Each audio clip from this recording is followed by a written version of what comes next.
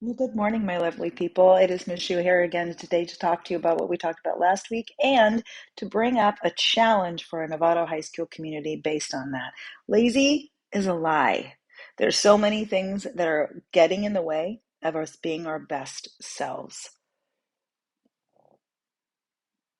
And almost every single one of them makes our minds and our bodies work overtime, the absolute opposite of lazy.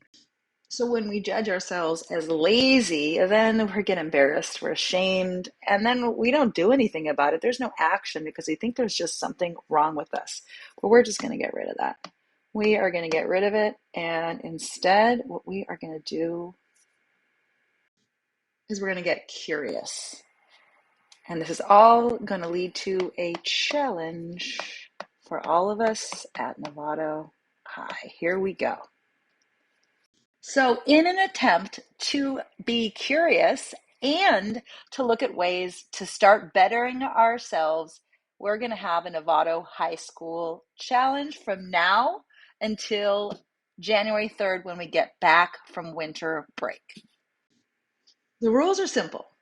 We're all going to walk outside 10 minutes a day without music, and the focus is going to be on our internal self, our emotions, our thoughts, what's happened that day, what people we really enjoyed spending time with, how much time we like to spend with people, all of those things that we often don't pay attention to because we're around a lot of people or we're paying attention to our screens.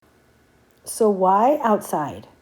First, sunlight in our eyes. Don't look directly in the sun, that's dumb. Sun in our eyes helps us to elevate our moods as well as to be more creative, and it helps reset our sleep cycle. So if we get early morning sun, mid-morning sun, we're going to end up with better sleep, higher quality sleep at night. Now, exercise, particularly walking, because something about the way our eyes shift side to side while we're walking helps to regulate our nervous system, get us back into a calm state away from fight, flight, fawn, or freeze.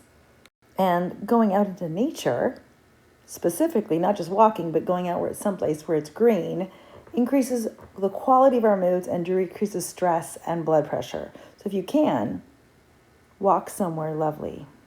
Second, why are we spending our time for our 10 minutes paying our attention to ourselves? For one, Ava told us to a couple of weeks ago, and she was very right to tell us so.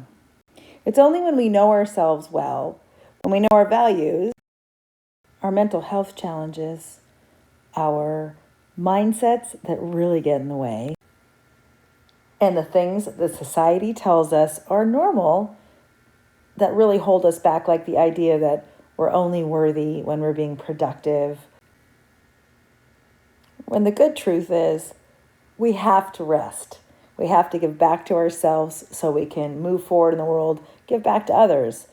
So we got to make sure that we pay attention to ourselves so we can really know who we are, the values that are going to help us make the hard decisions in our world, address the mental health challenges that we have, attack the problematic mindsets. But we can only do that when we spend some time with ourselves. So why only 10 minutes? Why are we only walking outside for 10 minutes? Well,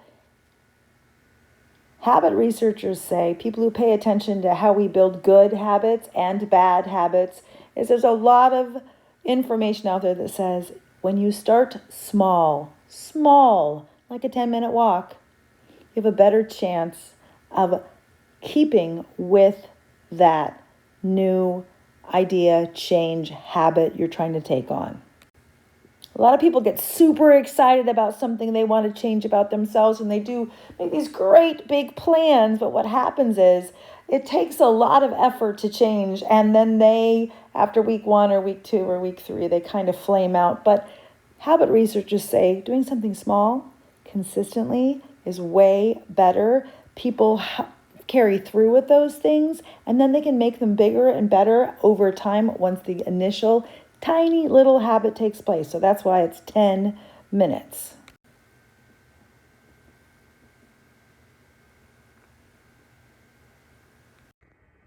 Here we are, live from our living room to sum it up. Here we go. 10 minutes a day, paying attention to yourself outside in nature, And sometimes that's a little tough to pay close attention to your internal self. So if you get anxious, go ahead and do a grounding exercise where you're paying attention to the external world. By the way, if your attention flips and you're like squirrel, come back to your internal self as much as quickly as possible, because honestly, it's called a practice for a reason. We're not good at paying attention to ourselves. We're not good at trying new things. And so give yourself a lot of grace. What if you forget one day? Doesn't matter. Come back the next day. It's all good. Best case scenario, you're going to write something down when you get back. What do you notice about yourself, your emotions, whatever? Write it in a Google Doc, write it in a journal. I'm also going to share a little information really quickly about this app called Moodflow. Very quickly, here is the Moodflow journal diary and mood tracker. It has so much to offer, and it's free.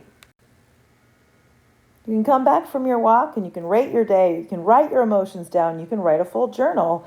You can talk about activities you had from the day. It's a great opportunity to track this and any other challenge you want to take for yourself, make for yourself. Next, we're going to hear from students telling us what small changes have you made that have made a difference for you?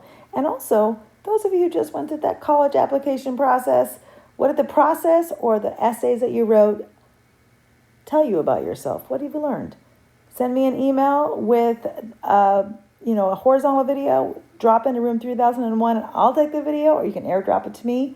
Until then, be excellent to each other. Stay curious. And stay classy, Novato.